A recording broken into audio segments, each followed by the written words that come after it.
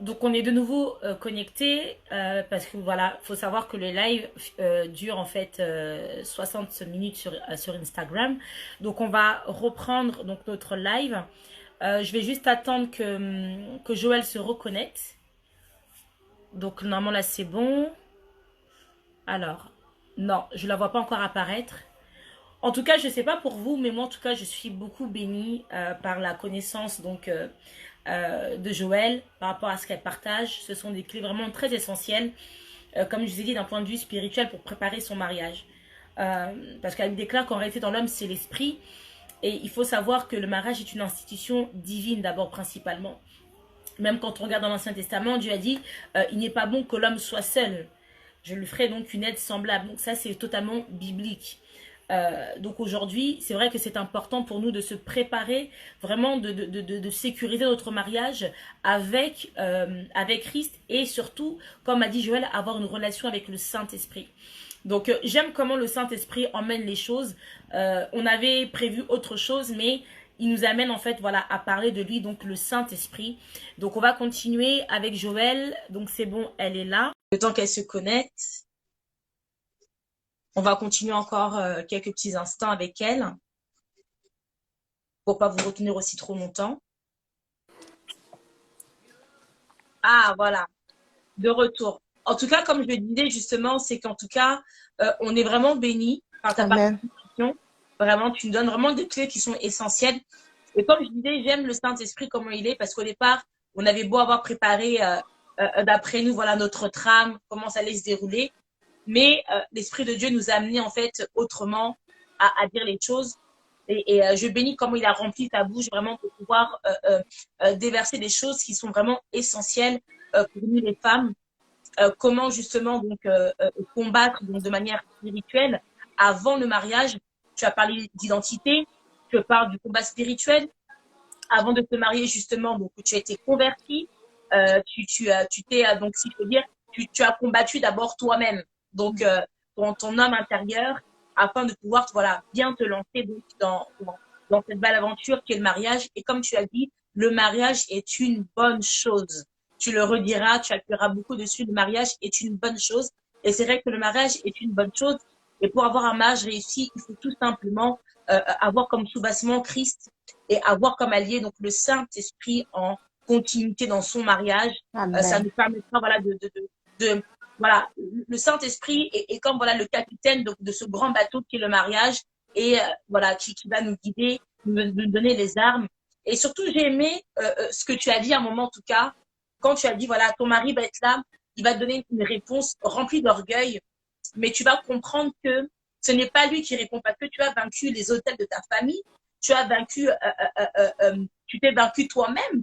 Donc, tu sais que non, que la personne qui me répond, Tu as ce les n'est yeux pas, spirituels, en fait, ouverts. voilà, ce n'est pas mon mari qui me répond, mais je sens que c'est un esprit derrière qui est en train de répondre. Et quand tu as parlé de ça, ça m'a fait penser justement au film. Je pense qu'on a tous regardé War Room. Et Yes. c'est ça, donc c'est une réalité.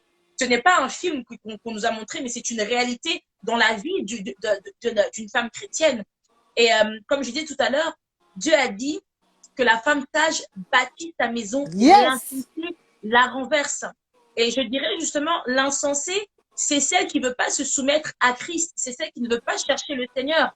Mais Parce encore, que, laisse-moi te couper, Jennifer. L'insensé, dans la soumission, c'est celle qui répond à son mari, pensant que c'est son mari qui parle. Et la femme c'est ça, sage dans la soumission, elle, celle, en fait, lorsque tu fais le combat spirituel de ta propre personne, donc tu combats ton vieil homme, tu le fais sortir de toi. Lorsque tu combats les autels de ta famille, les ennemis les ennemis de ta vie spirituellement, tu as les 5 sens spirituels activés. Donc, tu vois au-delà. Tes yeux spirituels sont ouverts, tes c'est oreilles ça. spirituelles, ton odorat est ouvert. Du coup, tu as les 5 sens spirituels. Du coup, quand ton mari te parle, tu vois l'au-delà. Tu vois l'au-delà de sa chair, en fait. Mm-hmm. Tu vois au-delà de ça. Comme dit à Aurélie, le discernement. Tu vois au-delà. Tu dis que non, celui qui parle là, c'est pas mon mari. C'est un esprit méchant d'orgueil. Et la femme sage fait quoi? Elle se tait. Donc, elle est sage. Elle est sage en sagesse, en fait. Mm. Elle se Il y a tait et elle fait un câlin à son mari et elle va prier dans la douche, Exactement. en Il y fait. a une personne qui a dit, donc Daisy Live 318, qui a dit il faudrait définir la soumission. Donc, est-ce que tu peux expliquer justement à la personne qui nous a posé cette question-là, et notamment à toutes les femmes, qu'est-ce que c'est la soumission? Parce que c'est vrai qu'aujourd'hui, la soumission est mal perçue. Aujourd'hui, moi, je le vois avec beaucoup de femmes, et puis même moi, je lève la main, j'étais comme ça dans le temps. Hein.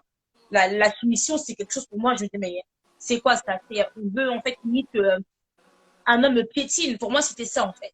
Et c'est vrai qu'aujourd'hui, dans l'ère où nous sommes, comme je dis, la soumission est une mauvaise chose. Parce qu'aujourd'hui, bon, ça, en tout cas, il faudra aller voir le live que j'ai fait avec Noélie Panda il y a 2 semaines, où on parlait aussi donc de la partie émotionnelle. Parce qu'il y a aussi le côté, voilà, on ne connaît pas forcément la définition, mais il y a des femmes aujourd'hui qui ne veulent pas être soumises parce que aussi, ça va aussi d'un point de vue émotionnel ou quoi que ce soit. Elles ont vécu tellement des mauvaises choses dans le passé que maintenant, limite, elles font la guerre aux hommes et ne veulent pas être soumises. Mais Joël, est-ce que tu peux nous définir la soumission? Je dirais pas la soumission selon Christ, parce que je dirais seulement la soumission, parce que la soumission, c'est Christ qui nous demande, c'est Dieu qui nous demande d'être soumis. Donc, qu'est-ce que c'est la soumission? Mais en fait, la soumission, c'est quand tu... En fait, c'est ça, comment expliquer? La soumission ne peut pas être expliquée de façon générale, en fait. Comme la relation avec le Saint-Esprit ne peut pas être expliquée de façon générale. Merci. Pourquoi?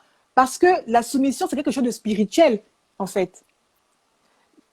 Quand tu vis la sanctification, donc tu as une relation avec le Saint-Esprit, ton mari a une relation avec le Saint-Esprit, en fait, tu te soumets, en fait, au Saint-Esprit. Ta chair se soumet au Saint-Esprit qui vit en ton mari. C'est ça la soumission. La soumission, c'est se soumettre au Saint... En fait, c'est ta chair qui se soumet au Saint-Esprit qui vit en ton époux, en fait. Parce qu'il y a des choses, par exemple, moi, par exemple, j'étais une fille très indépendante financièrement. Par moi-même, parce que j'ai toujours travaillé quand j'étais étudiante pour me faire plus d'argent. Mon père m'envoyait de l'argent et je travaillais encore en plus.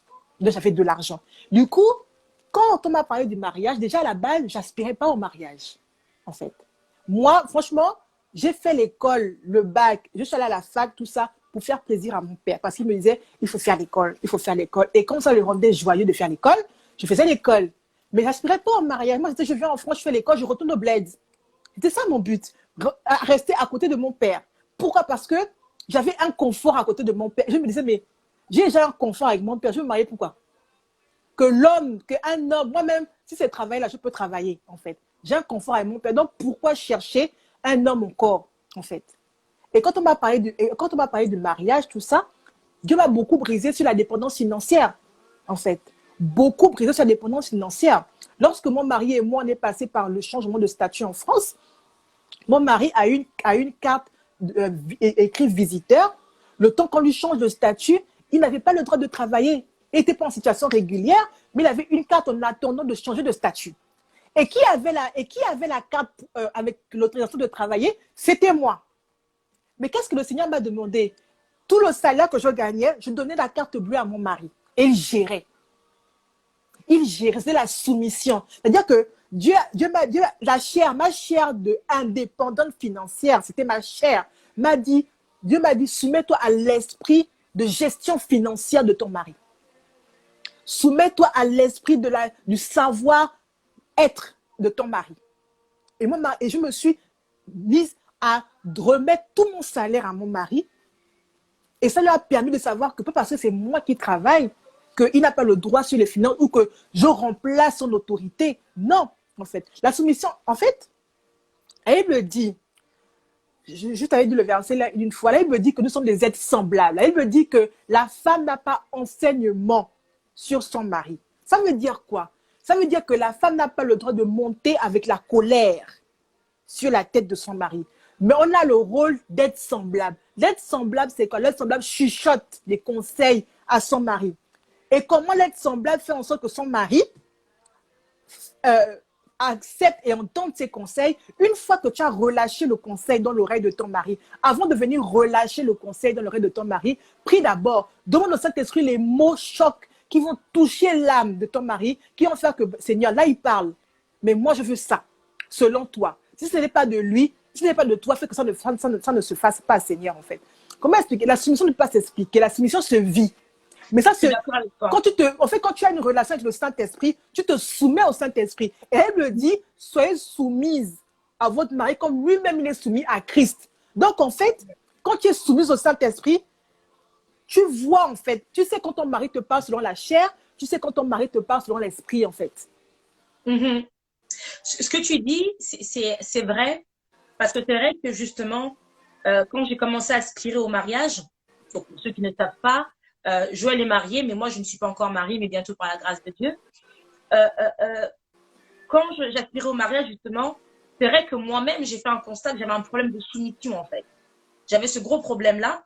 Et comme dit Joël, justement, ça ne s'explique pas, ça se vit. Parce qu'effectivement, le Saint-Esprit va te dire comment te soumettre. Et moi, je sais que c'était au point de vue de mon langage. Donc, l'exercice que j'avais à faire, c'était face aux hommes, d'avoir un autre ton, justement. Parce que c'est vrai que j'avais des fois un ton trop autoritaire face aux hommes.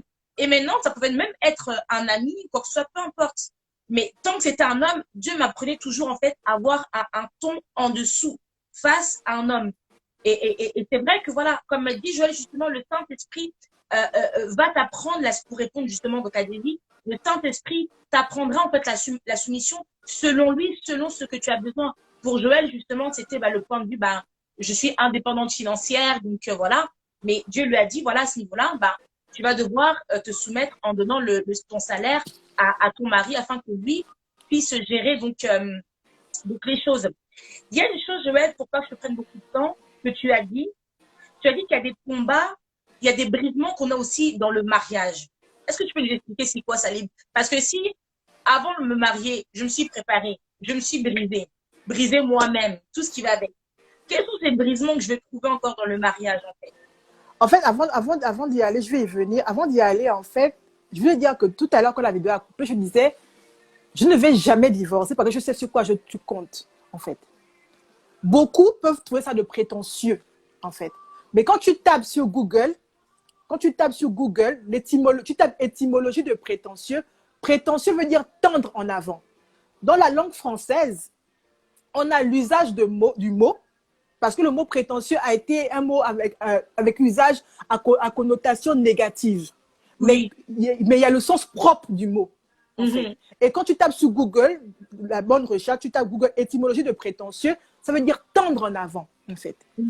Et beaucoup de gens, lorsque tu veux te marier, parfois sans accord parental, lorsque tu veux ambitionner dans ton appel, les gens te trouvent prétentieux. Lorsque tu dis que tu ne vas jamais divorcer, les gens te trouvent prétentieux. Mais prétentieux à la base veut dire tendre en avant, en fait. Et la meilleure façon de tendre en avant, tu ne peux que tendre en avant avec le Saint-Esprit. Donc, quand je dis que je ne vais jamais divorcer et que je sais sur quoi je compte, je suis en train de dire que je tends en avant et je sais pourquoi je tends en avant, parce que je sais qui me tire en avant, en fait. Maintenant, pour revenir à la soumission et au combat spirituel. En fait, dans le mariage, tu as des combats spirituels, en fait. Parce que quand tu te maries, tu rentres dans un cercle de famille, en fait. Et si déjà, elle me dit dans Psaume 118, verset 8 et 9, vaut mieux chercher un refuge en l'Éternel que de se confier en l'homme. Et Jérémie 17, verset 5 dit, maudit soit l'homme qui se confie dans l'homme et qui prend la chair pour appui. En fait. Et tout à l'heure, tu disais que les gens veulent se marier parce que le gars est beau. En fait, lorsque tu vois que le gars est beau, lorsque tu vois que le gars va à l'église, lorsque tu vois que le gars te cite la Bible, tu es en train de t'appuyer sur la chair. Et elle me dit que maudit soit celui qui s'appuie, qui prend la chair pour appui dans Jérémie 17, verset 15, en fait. Maudit soit celui qui prend l'homme pour appui, la chair pour appui. En fait, quand tu te maries, tu ne peux pas te fier qu'aux apparences. La chair, c'est l'apparence, en fait. La chair, c'est l'apparence, en fait. Et pourquoi le combat spirituel, personnel, de nos propres démons et de nos propres entités de famille ou autres est l'amour? Parce que lorsque tu combats ton intérieur et qu'après tu combats tes ennemis personnels extérieurs, tu as un exercice, en fait. Tu t'exerces, tu ouvres tes 5 sens, tu as le discernement. Donc, ça fait que quand tu rentres dans le mariage, dès la rencontre, dès les fiançailles, en fait, tu peux rencontrer quelqu'un qui n'est pas chrétien, en fait. Mais Yeah. tu vas lire en lui. Et quand tu vas lire en lui, il va te dire que ce gars-là, il n'est pas chrétien, il est athée. Il n'est pas pour toi. Parce que tu as le discernement, en fait. Je vais vous raconter un simple truc. Moi, j'ai connu mon mari, on était tous les deux païens. Païens, en fait. Mais païens, je vais dire, expliquer quoi. Mon mari était athée. Moi, je croyais en un Dieu. Mon mari, il était athée. C'est-à-dire que pour lui, Dieu n'existe pas. Pourquoi? Parce que mon mari a toujours fait l'école 5 sur 5. Il a toujours réussi, en fait. Mon mari, il a tout fait tôt, en fait. Donc, il n'a pas grandi dans ça aussi. Donc, en fait, c'était un athée, en fait. Et quand moi, je me suis convertie, j'étais dans la même maison en 2014.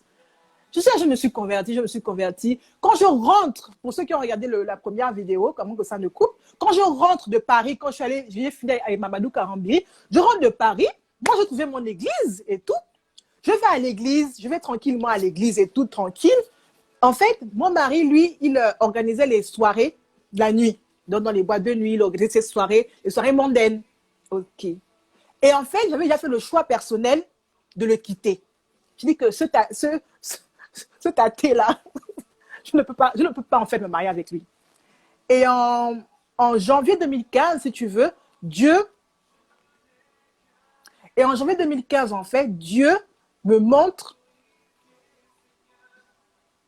Oui, elle pose ta question, hein, elle m'a demandé si elle pouvait poser la question. J'ai dit oui, mais on va répondre après. T'inquiète pas, je te donnerai les réponses aux questions après. En fait, en janvier 2015, Dieu me montre en rêve l'année de mon mariage. Donc là, je parle du fait de ce que tu penses et ce que Dieu dispose. L'année de mon mariage, en fait, il me montre 2016. Ça, c'est un rêve. Donc, il me montre ça en janvier 2016.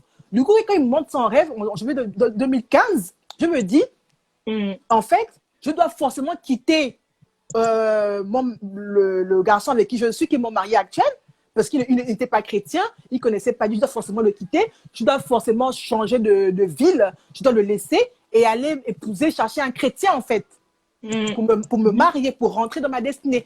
Ça, c'est comme ça que moi, j'ai pensé ma destinée, mon mariage. Pas comme ça que Dieu l'avait disposé.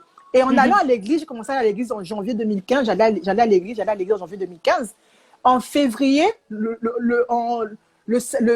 dimanche, le 15 février, le dimanche 15 février 2015, je me rappelle parce que c'est des jours importants. La veille, le samedi, le 14, c'était un 14 février, en fait, j'ai passé ce temps-là dans la prière. Et quand je sors de mon jeûne de prière et tout, parce qu'en fait, si vous voulez, quand je me suis convertie, le Seigneur m'avait demandé de faire un jeûne de reconnaissance, en fait. Parce que souvent, on jeûne, on fait des prières de Seigneur, je veux ça, je veux ceci, il donne, tu te brises, tu changes. Mais il m'a demandé, est-ce que depuis que tu es converti, est-ce que tu as déjà jeûné juste pour m'adorer, juste pour louer, sans rien demander, juste pour louer. Et j'ai fait un jeûne de reconnaissance. Donc, j'ai jeûné à sec, ni eau ni boire. Je suis restée dans la louange pendant une journée. Le samedi, de 6h du matin, j'ai coupé dimanche à 18h, 19h.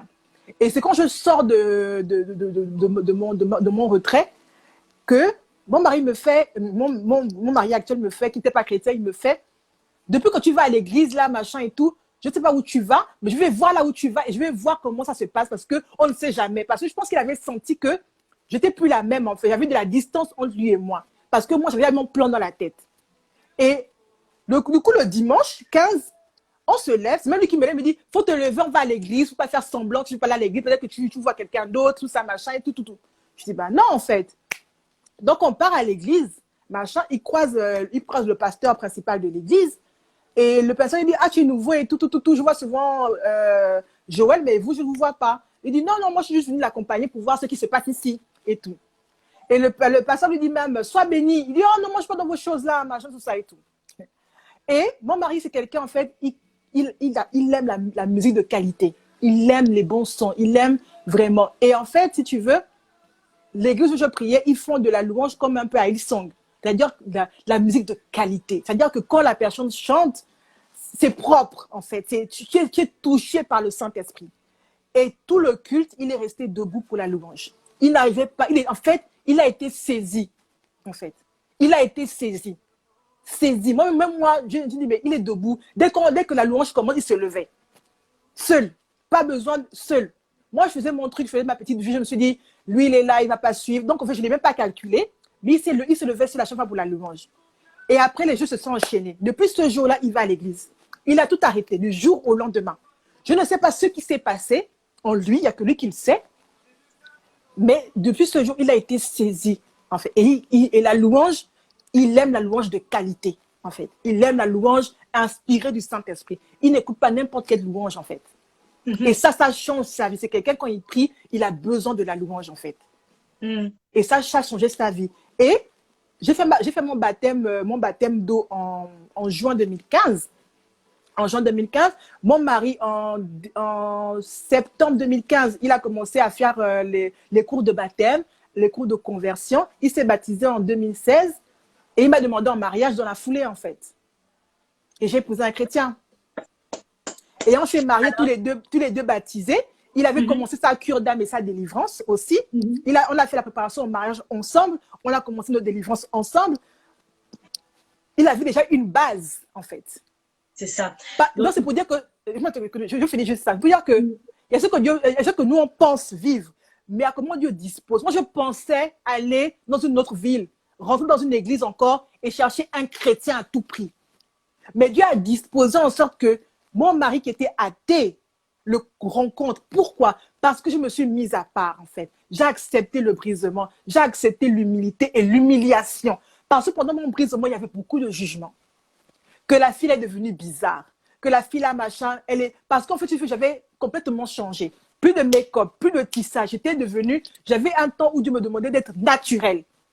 Naturelle. Et quand tu es habitué au make-up, tout ça, les gens pensent que tu es pâle, que tu es fade, que voilà, en fait. J'avais arrêté beaucoup de choses.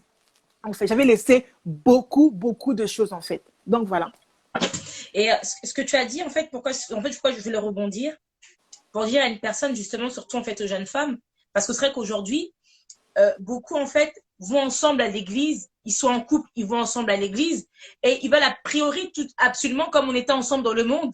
Dans l'église aussi, on doit être marié femme, or que non. Si vous écoutez bien ce que Joël a dit, elle a d'abord cherché pour elle son brisement, tout ce qui va avec, et dans son âme et conscience, elle savait que non. Maintenant, je suis une nouvelle créature, donc cet homme-là ne peut plus matcher avec moi. Yes. Mais comme le Seigneur a ses plans à lui-même, mais il a décidé que non, cet homme-là, il allait être donc l'homme de Joël, mais il a fait son travail. Donc, pour dire aux jeunes femmes que vous n'êtes pas le Saint-Esprit, vous n'êtes absolument pas le Saint-Esprit. Il faut le laisser. Si vous étiez dans le monde ensemble, lorsque vous venez ensemble à Christ, séparez-vous d'abord. Yes. Séparez-vous d'abord. Accepte en fait de le laisser. Les personnes qui sont en couple et fiancés. Ceux qui sont mariés, par contre, il faut rester mariés. Hein? Entendez bien ce que je dis. Mais ceux qui ont été copains, copines dans le monde ou juste fiancés, quand vous venez à Christ, séparez-vous, cherchez d'abord Dieu, d'abord vous, pour que Dieu vous révèle qui vous êtes. Parce que peut-être même par rapport à votre destinée, c'est peut-être pas le bon mari qu'il vous faut. Yes. Parce que pour ceux, peut-être celles qui sont peut-être lectrices comme moi, si vous lisez peut-être l'histoire de Catherine Kuhlman, son mari était un chrétien, c'était quelqu'un de bien, mais c'était pas l'homme qui était pour sa destinée. Vous voyez? Donc, il faut faire très attention à cela. Se dire que non, je vais le changer, quoi que ce soit. Personne ne change une personne si ce n'est le Saint-Esprit. C'est pas possible. Vous pourrez mettre tous les efforts que vous voudrez. Vous allez vous essouffler au bout d'un moment. Ce sera vraiment, en fait, ce sera des efforts éphémères. Au bout d'un moment, comme on dit, chasser le naturel, ça reviendra au galop. Donc, c'est pas possible de changer une personne. Il n'y a que le Saint-Esprit. Et la preuve en est justement, Joël, voilà, a cherché de son côté. Et le Seigneur lui a fait grâce. Son conjoint, son mari actuel, voilà, lui aussi de son côté, pourtant il était athée, mais a accepté Christ dans sa vie et aujourd'hui ils cheminent ensemble. Donc gloire à Dieu vraiment à ce niveau-là. Et Joël, je voudrais d'abord que tu répondes en fait à deux questions qu'on a posées tout à l'heure. La première c'était comment s'appelle cette personne-là? Elle a un Instagram qui est en anglais. Je crois que c'est I decided to be free. Voilà. Elle avait demandé. C'est Jasmine. Ah ok, Jasmine. Bonsoir Jasmine. Donc, elle avait posé comme question comment briser les liens d'âme. Bon, moi, je l'ai entendu tout à l'heure parce que pour moi, tu l'as expliqué. C'est le jeûne, la prière, la sanctification. Mais après pour briser le lien d'âme, en fait, il faut, en fait, je sais qu'il y a beaucoup qui veulent une relation, il y a beaucoup de gens qui ont été déçus par les églises, qui ne veulent plus de relation avec les pasteurs. pour ne pas être dépendant, en fait. Mais la dépendance, c'est pas le pasteur qui l'installe, c'est toi. Déjà à la base. Donc, pour briser les liens d'âme, en fait, tu dois commencer à te faire aider. Parce que la personne qui t'aide te montre comment faire. Yes. Elle te montre comment lire. Elle te montre comment activer tes 5 sens. Par les prières qu'elle te fait, elle te montre le chemin à prendre, en fait. Et après, tu le fais. C'est parce que c'est ce que moi, j'ai vécu, en fait. Et c'est ce que je conseille à tout le monde, en fait. Pas forcément le pasteur. En fait, Dieu, demande à Dieu, dis Seigneur, si tu n'es pas dans une église, parce que ça peut se faire même sur Instagram, si quand tu n'es pas dans une église, dis Seigneur, aide-moi à me connecter à quelqu'un qui va m'apprendre à comment faire le combat spirituel et la délivrance, ma propre délivrance personnelle. Faites cette, et je t'assure qu'un jour, Dieu va te dire, écris à telle personne, ou quelqu'un va t'écrire, ou tu vas avoir une vidéo de quelqu'un qui est passé par là, en fait. Il faut d'abord apprendre de quelqu'un qui est passé par là, en fait. Il faut apprendre, il faut avoir d'abord un cours, une première partie de cours, en fait, pour maintenant continuer. Parce qu'en fait, la personne te donne des clés parce qu'elle a vécu ça, en fait. Moi, j'ai eu la grâce de le faire avec une malgache qui a vécu ça et elle m'a montré les clés parce qu'elle a vécu des choses qui se rapprochaient aux miennes. Elle m'a donné des clés et après, le Seigneur lui a dit, stop maintenant, à elle de rentrer dans sa vie et de faire ce travail, en fait. Et j'ai dû faire ce travail, j'ai dû aller aux profondeurs de moi-même. J'ai dû passer des nuits à dormir, ni boire, ni manger, allongé sur un canapé. Parce que je trouve la solution à ma vie. Donc, voilà. Donc en fait voilà, donc pour couper les liens d'âme en fait c'est voilà déjà en premier temps voilà faire une prière, demander à Dieu en fait de nous connecter à une personne qui est passée par là qui pourra nous aider déjà en premier temps et mais pour briser cela ça passe par quoi? Par la prière et le jeûne pour pouvoir briser les liens d'âme concrètement parlant. D'abord les liens d'âme à la base les liens d'âme faut la base c'était que tu en as. C'est simple. Faut la base c'était que tu as des liens d'âme en fait. Pas parce que tu t'es rangé dans la vie que tu ne pars plus en boîte de nuit, que tu... en fait, il y a des gens, ils ne partent pas à l'église, ils n'ont pas beaucoup d'interaction avec les gens, donc ils peuvent passer 2 jours, 3 jours sans dire de mensonges. Donc ils se disent que je suis chrétien, je ne mens plus. Mais en fait, c'est en interaction, c'est en vivant avec les gens que tu exerces ta vie, que tu sais si tu es dans le péché encore, en fait. Il faut d'abord accepter que tu as des liens d'âme, en fait. D'accord. Il faut d'abord accepter que tu as des liens d'âme et ensuite, quand tu acceptes que tu as des liens d'âme, il faut aller à l'église, il faut trouver. Parce que moi, regarde, quand je me suis convertie à la maison, devant YouTube avec Karambiri. Je voulais être nonne. Et Dieu m'a dit, non, c'est pas comme ça. Suis Karambiri. Et comment ça? Dieu m'a dit, j'ai tapé sur YouTube, j'ai cherché un truc où on dit, connais-toi toi-même. J'ai dit, connais-toi toi-même. Je voulais une prédication où on m'apprend à me connaître, en fait. Et je suis tombée sur la vidéo de Karambiri. Karambiri a fait que je le rencontre, il me donne l'église où aller, et c'est l'église où je suis que je trouve la personne qui m'aide à faire ma cure d'âme, donc ma délivrance, qui me montre les tactiques. Donc, on a tous besoin d'une église, c'est biblique. Allez-y à l'église pour des connexions divines aussi, pour avoir des personnes qui vous aiment, mais pas de dépendance. Dieu n'aime pas l'excès dans toute chose. L'excès des relations, Dieu n'aime pas en fait. Je peux tirer. L'excès des relations, Dieu n'aime pas. Et s'il te plaît, je vais faire un point sur la destinée. En fait, tu as dit un truc sur le conjoint de la destinée. En fait, oui. Comme on dit tout à l'heure, en fait, ton mari doit être une connexion divine. Yes. Ton mari doit être une connexion divine. Regardez-moi, avec mes yeux, pourtant j'ai commencé ma délivrance, tout ça, machin et tout. Mon mari vient à l'église en février 2015 et je rencontre Karambiri en décembre 2014, en fait. Et là, il me donne l'église. Mais je n'ai pas encore les yeux ouverts. Je n'ai pas encore les 5 sens spirituels activés, en fait, pour voir que mon mari est une bénédiction, en fait. Et moi, je regarde avec la chair. Je regarde comment, lui, pendant que moi, je sors pour prier à 5 heures du matin, lui, il rentre des boîtes de nuit à 5 heures du matin. Je ne voyais que ça, en fait. Mais le Seigneur, lui, voyait que c'était le mari de la destinée. Et aujourd'hui, c'est lui qui m'aide.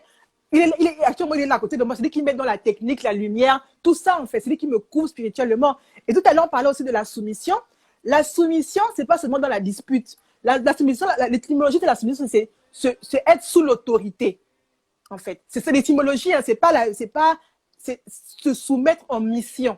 C'est que quand tu es en fait, La soumission, c'est-à-dire que tu prends le manteau spirituel de ton mari et tu te Mhm. mets sous lui pour te protéger aussi des attaques spirituelles, en fait. Yeah. Parce qu'il y a des attaques spirituelles où tu as besoin du manteau de ton mari pour... Tu as besoin du manteau de ton mari pour les vivre, en fait. Tu as besoin qu'il te couvre, en fait. Et aussi, c'est ça le pouvoir de la soumission, en fait.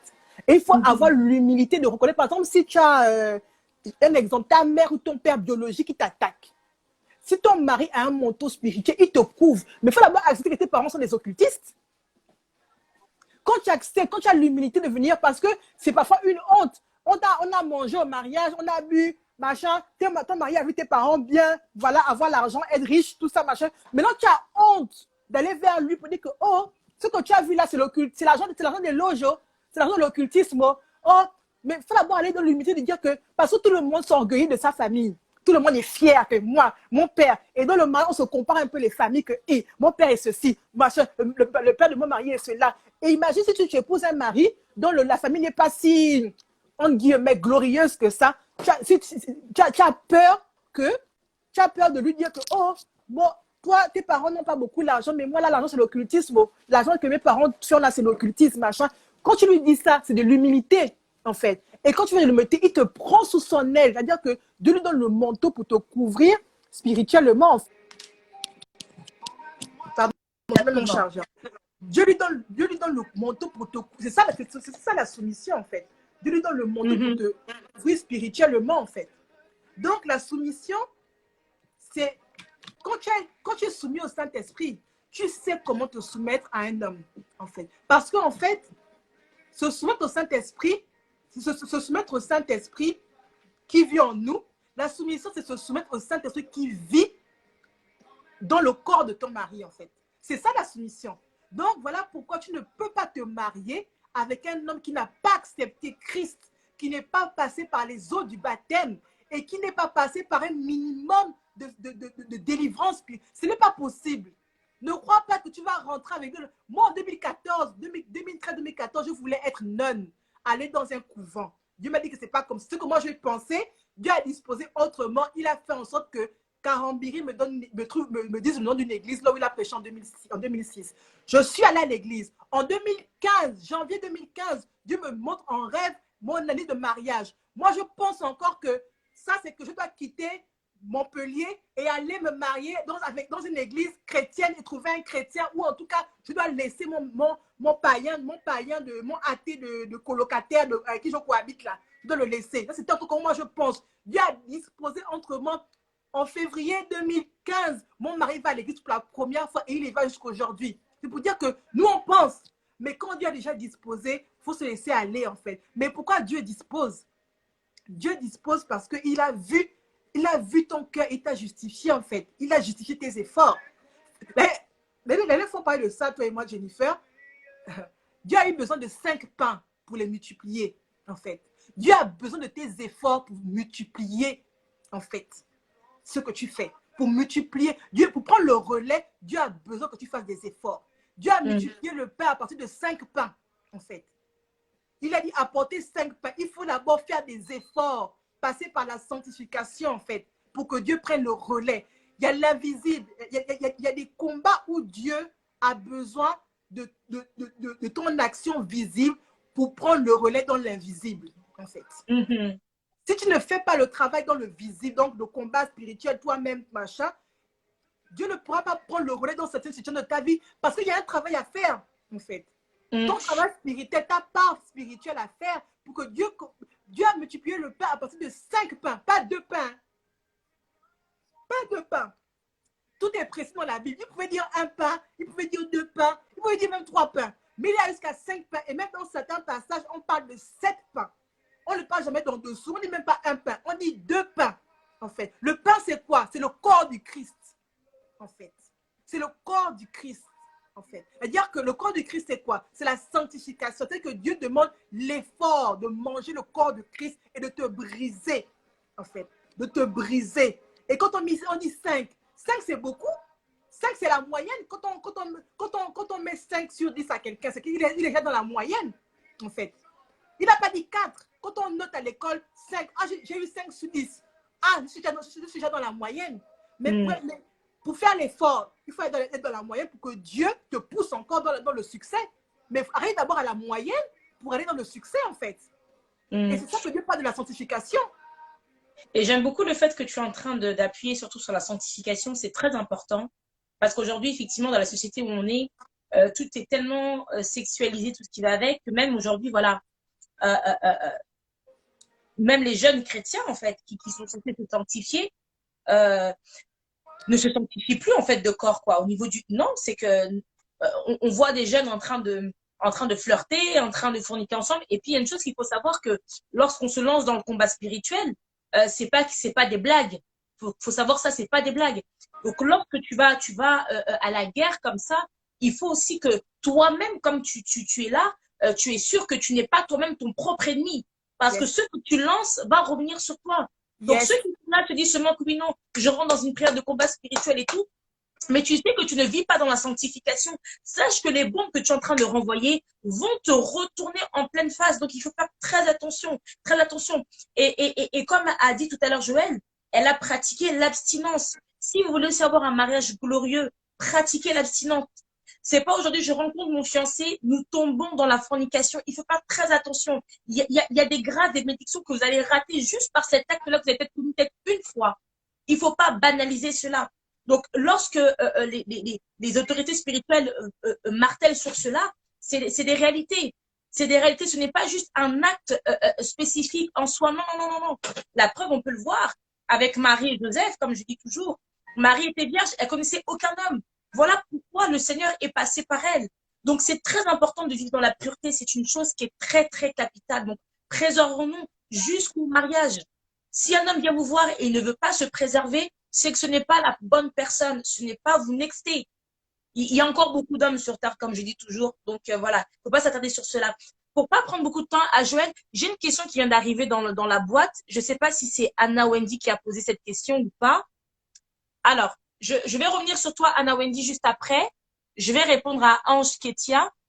Elle a dit, alors pour toi, Joël, est-ce que le mariage civil peut suffire devant Dieu si la personne, voilà. Est-ce que le mariage civil peut suffire devant Dieu si la personne ne souhaite pas faire le religieux?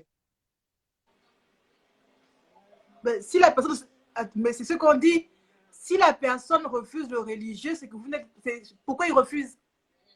S'il est chrétien, s'il est chrétien, en fait, c'est pas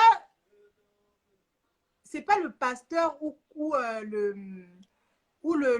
mariage religieux qui fait que le mariage va tenir, mais le fait que tu fasses le mariage, en fait, tu vas, en fait, le mariage civil, c'est aller déclarer devant les hommes, en fait. Voilà. Tu déclares devant les hommes que cet homme-là est mon mari, mais il faut aller déclarer devant les esprits. Et le mariage religieux sert à aller déclarer devant les esprits, en fait. Parce que quand tu stoppes ton mariage à l'état civil, mais le mariage est quelque chose, c'est créé par Dieu, ce n'est pas les hommes qui ont créé le mariage. Quand on dit l'état civil, c'est administratif, en fait. C'est reconnu. Oui, on ne peut pas se marier à l'église sans passer par le civil parce qu'on vit dans une société de hiérarchisation. Il y a beaucoup de formalités. Oui, c'est normal que le mariage civil existe. Je suis pour le mariage civil. Mais une fois que tu as déclaré devant les hommes, tu as signé devant les hommes, la signature là, il faut aller la tremper dans le sang de Jésus, dans le mariage religieux, en fait. Il faut amener ton livret de famille, il faut amener toutes les signatures. La dame qui a pris, ton témoin de mariage peut être ton ennemi, tu ne sais jamais. Qu'est-ce qu'on n'a jamais vu? Ta soeur, ta cousine peut être ton ennemi, on ne sait jamais. Mais il faut aller consacrer ton mariage en alliance au Saint-Esprit. Parce que quand tu l'as fait à l'état civil, tu as signé et après, mais où est l'alliance? Tu le consacres, tu dis Seigneur, soutiens-moi en fait.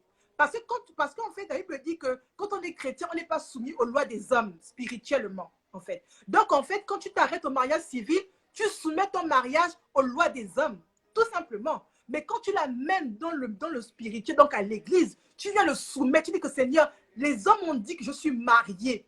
Donc, la chair a reconnu, la chair reconnaît que je suis mariée à cet homme-là. Maintenant, je viens te le consacrer et je déclare, Seigneur, que même les esprits reconnaissent que je suis mariée. La Bible dit que y a un verset qui dit dans la Bible, j'aime trop ce verset, c'est, la Bible dit que l'esprit malin a dit, je connais Jésus, je connais Paul et toi. Il faut que l'esprit malin qui veut attaquer ton mariage dise, je connais Jésus, je connais Paul et je te connais aussi toi Jennifer, je te connais aussi toi Joël en fait. Il faut que l'esprit, je te connais aussi toi Aurélie, je te connais aussi toi Ketia, Guéra. Il faut que l'esprit malin qui va attaquer ton mariage te connaisse comme il connaît Jésus, comme il connaît le feu de Jésus, comme il connaît le feu de Paul. Il faut que l'esprit malin sache aussi connaître ton propre feu en fait. Donc, tu ne peux pas simplement limiter ton mariage au mariage civil. Il faut la mener dans le spirituel parce que le mariage, c'est de Dieu. Le mariage, ça n'a pas été inventé par l'homme comme le portable ou la maison. En fait, c'est Dieu qui a inventé le mariage. Tu vas faire des recherches. C'est Dieu qui a inventé le mariage. Voilà pourquoi 1 Timothée 4,4 dit tout ce que Dieu fait est bon. C'est Dieu qui a inventé le mariage en fait. Donc, tu ne peux pas te limiter à l'état civil. L'état civil, c'est pour signer, c'est pour la procédure administrative en fait. Mais il faut passer pour le mariage. Pourquoi tout le monde ne peut pas... Je vais vous dire un truc, encore un truc. Quand je dis que je pense et Dieu dispose, moi, mon mariage, la pensée de mon mariage, c'était au moins 300 personnes. 300 personnes dans mon pays d'origine. Coutume, état civil, tout.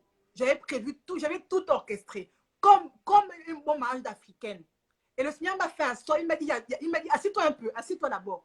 Tu veux un mariage pour être envié ou pourquoi? Je dis, oh non, pas pour être envié, Seigneur. Je veux montrer ta gloire. Ce qu'il m'a dit, il m'a dit, je suis Dieu.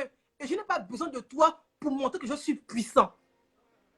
Dieu n'a pas besoin de nous pour montrer qu'il est puissant. Il est puissant. Que tu fasses un gros mariage, un petit mariage, il reste puissant. En fait. Et il m'a expliqué que mais tout le monde peut venir à ton mariage. Tout le monde peut t'embrasser le jour de ton mariage.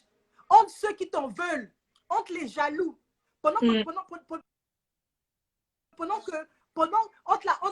la belle famille ne t'aime pas, pendant que tu dis le oui, pendant que ton mari dit oui, la belle-mère dit non par les fétiches. Que même si mon mari, même si mon fils dit oui physiquement, le spirituel c'est un non. Elle est là pour de croire que ta belle-mère a acclamé, elle est en train de lancer des incantations dans ton mariage. Tout le monde peut venir à ton mariage et Dieu me l'a expliqué que tout le monde peut venir. Il y a des gens levés de mariage parce que tu dis, mais tu peux pas, Et ça, tu dis, mais wow! Tu dis oui. En fait, Dieu m'a dit que tu fais un mariage pourquoi? Pour être vu. Et non, pour ta gloire, il me dit que non, je n'ai pas de toi pour montrer que je suis Dieu. On peut insulter le nom de Jésus. La preuve en est, beaucoup de gens insultent Jésus. Est-ce que tu as vu les chrétiens aller casser la maison de quelqu'un? Parce que beaucoup de chrétiens savent que Dieu n'a pas besoin de nous pour se justifier en fait. Il est Dieu.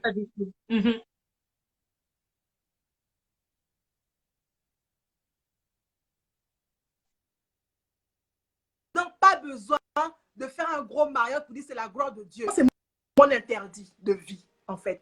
Exposer mon mariage pour dire que c'est la gloire de Dieu. Non, en fait. Non. Mes intimes, Jennifer, tu es mon intime, tu es ma soeur. Tu sais comment je vis mon mariage. Je n'ai pas besoin de me justifier pour montrer que Dieu est glorieux. Non, Dieu est assez fort. Il est Dieu. Amen, Aurélie. Il est Dieu, en fait. Il est Dieu.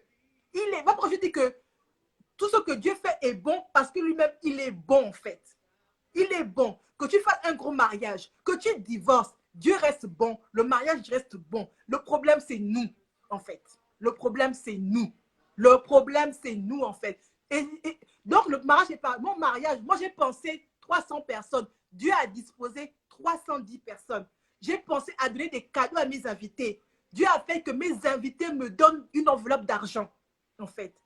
J'ai pensé à acheter ma robe de mariée moi-même, à me changer plusieurs fois. Dieu a fait qu'une de mes meilleures amies m'offre mes 3 robes. Je me suis mariée un vendredi. J'ai eu une robe pour le vendredi. Dimanche, sans rien dépenser. J'étais toute belle à mon mariage, en fait. Moi, j'ai pensé, Dieu a disposé autrement, en fait. Exactement. Exactement. Et le mari de la destinée, et quand tu vis ta destinée, la destinée de ton mari se croise, en fait. C'est ce que j'appelle dans une de mes vidéos sur Insta, la destinée solo croisée combinée. Ça se croise. Mon mari, c'est quelqu'un qui aime la musique, il aime le son, il aime les choses de qualité. Voilà pourquoi c'est lui qui s'occupe de tout ce qui est qualité pour mes vidéos. Et quand tu es la destinée, quand tu rentres dans ta destinée, en fait, il faut vous poser, demande à Dieu, c'est quoi mon canal d'évangélisation, en fait. Mhm. C'est quoi mon canal d'évangélisation? Moi, mon canal d'évangélisation, c'est par les vidéos, c'est par la relation d'aide. C'est ça mon canal de révélation. Mais le canal,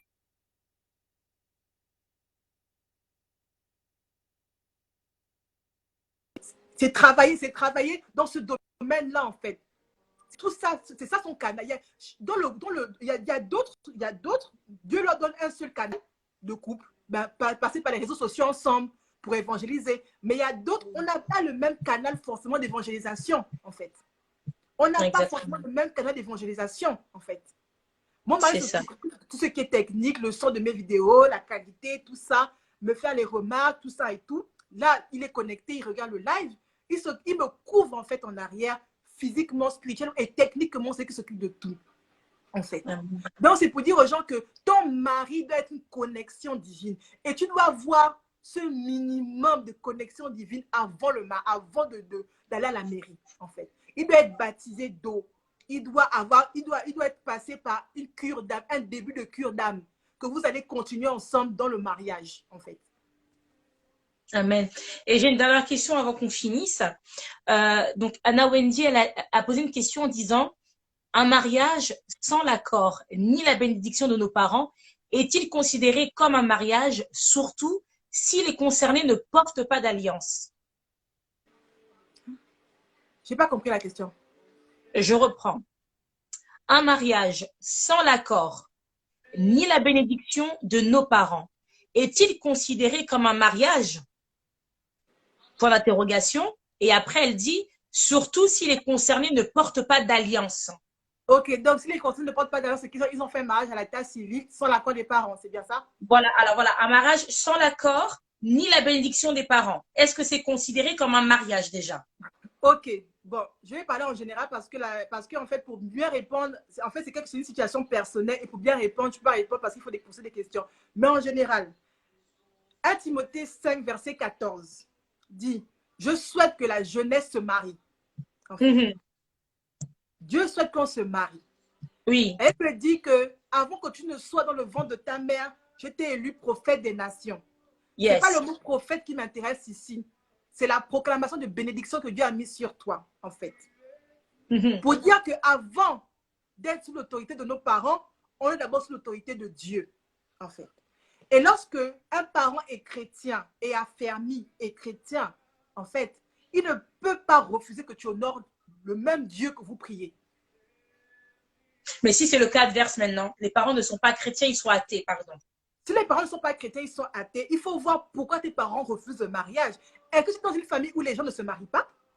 Est-ce qu'ils protègent une promesse qu'ils ont faite à leur Dieu occultiste? Il faut savoir, il faut aller dans le fond.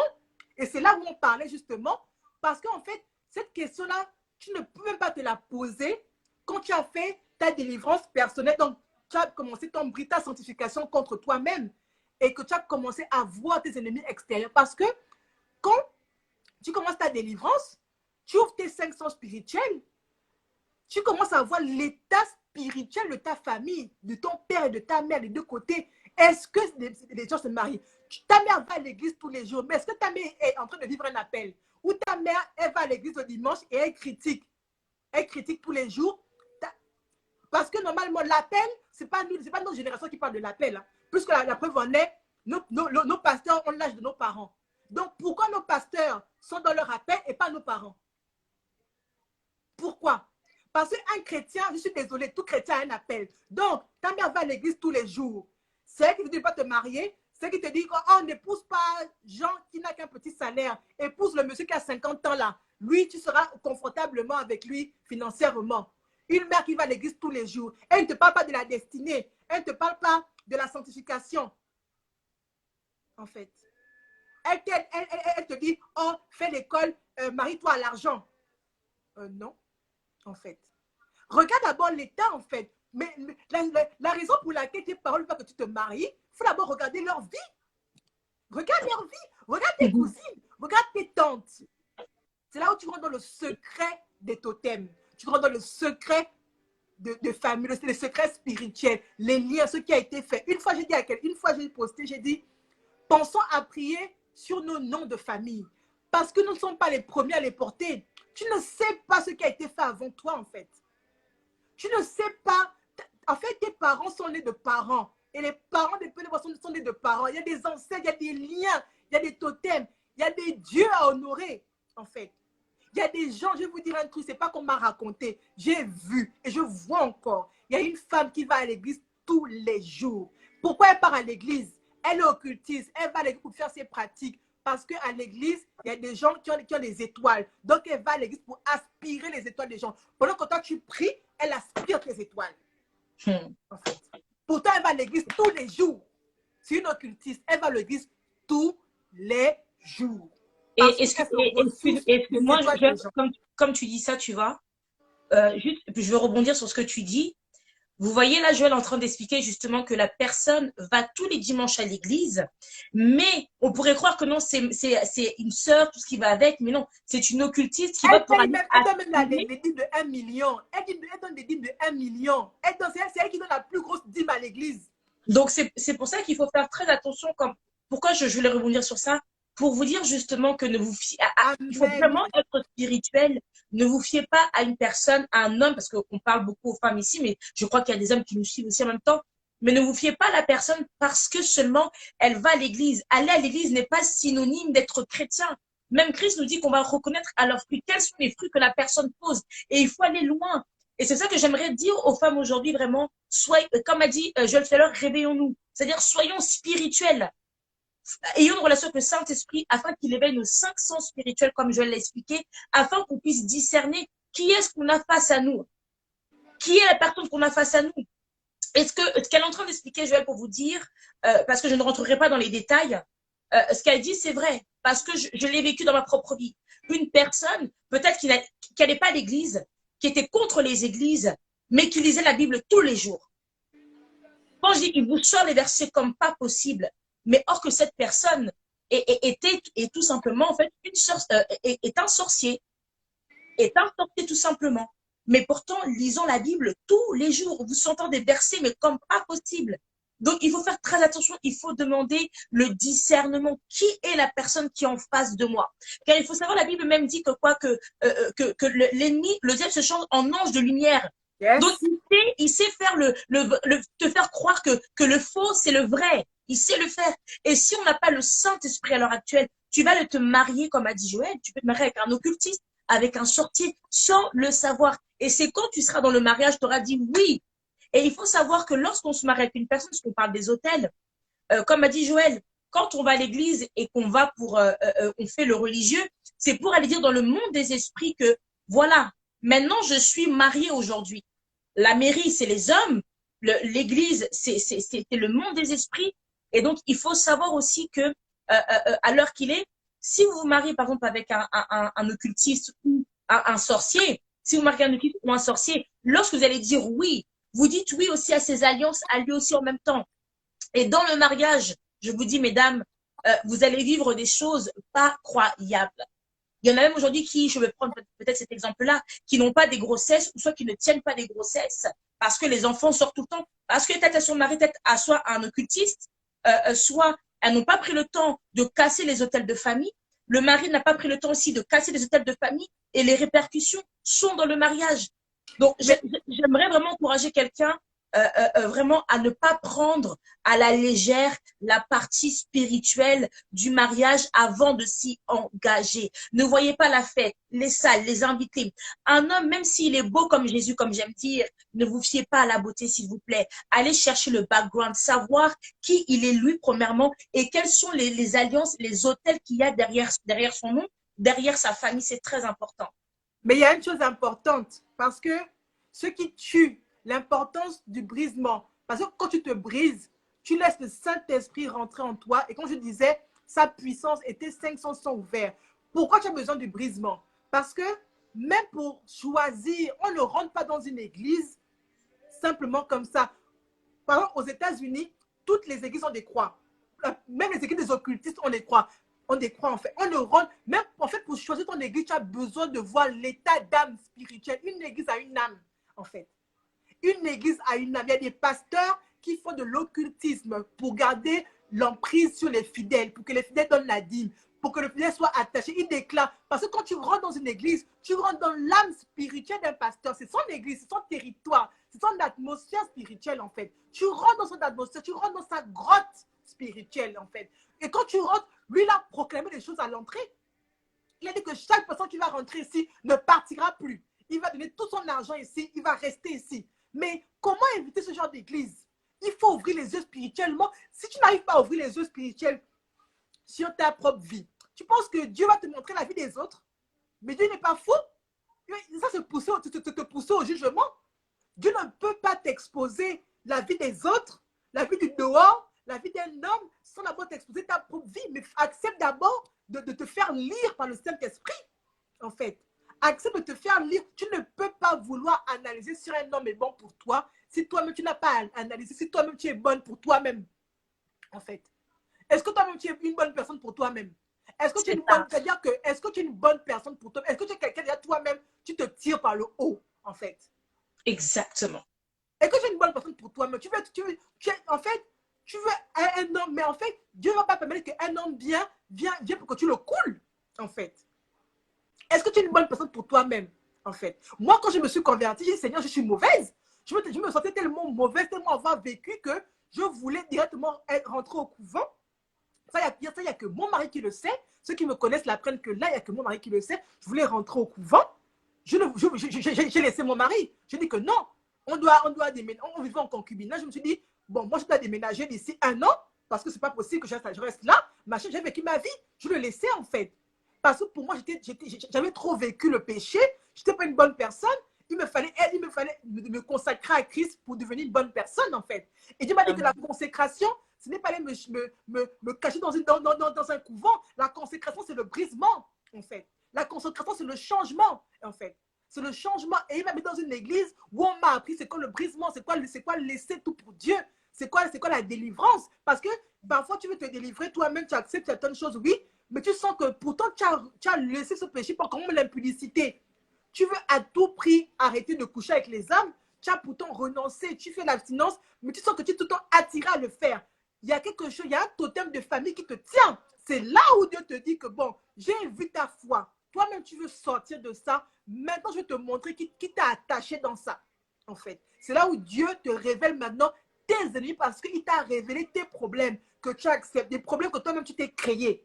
Tu as accepté que je me laisse créer moi-même, donc à moi de fermer les portes. Mais il y a des portes que tes ennemis ont resté ou ont gardé ouvertes, que je te montre maintenant, comme j'ai vu que tes propres portes que tu as créées, tu les as fermées par ma puissance. Maintenant, par ma puissance aussi, je te montre les portes que tes ennemis, qui peuvent être tes parents, tes amis, tes oncles, ont ouvertes. Et du coup, maintenant, par ma puissance, je te donne la stratégie. Parce qu'on ne part pas au combat spirituel sans stratégie, sans timing. Ça ne sert à rien, en fait. Tu vas prononcer le nom de Jésus, mais en fait, quand Dieu te montre tes ennemis, il ne faut pas t'agiter. Assieds-toi. En fait, pendant qu'il te les montre, l'ennemi tremble déjà. Elle me dit que tu sais qu'il y a, c'est dans Jacques, elle me dit que tu sais qu'il y a un seul Dieu, tu fais bien de le croire. Les démons le savent et ils tremblent. En fait, quand Dieu, sachez que quand vous faites la délivrance, vos ennemis le savent et ils tremblent déjà. Donc ça ne sert à rien de se précipiter. Prends un stylo en fait, si les gens qui écrivent la Bible n'avaient pas un stylo et un bic, ils n'auraient pas pu écrire la Bible. Donc, soyons des gens assidus, en fait. Et moi, écrire. Quand le Saint-Esprit te parle, prends un stylo et un bic, un stylo et un cahier et écris ce qu'il te dit. Parce qu'il va te dire des choses sur ta vie. Tu ne peux pas tout comprendre comme ça dans la pensée, genre, tu es là, on dit, non. En fait, non.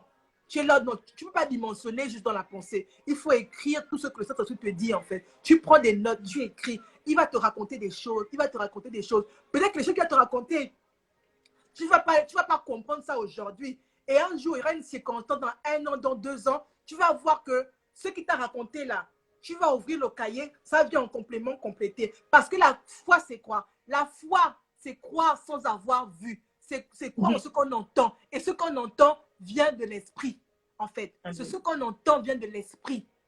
La Bible dit que la foi, c'est croire sans avoir vu. Et c'est croire en ce qu'on entend. Ça va couper dans 24 secondes. Ben, donc, ce que je fais, parce qu'on va quand même clôturer, on va pas lâcher les gens comme ça. Okay. Je vais couper de nouveau encore et on va revenir afin que Joël puisse finir son mot et comme ça, on fera la clôture.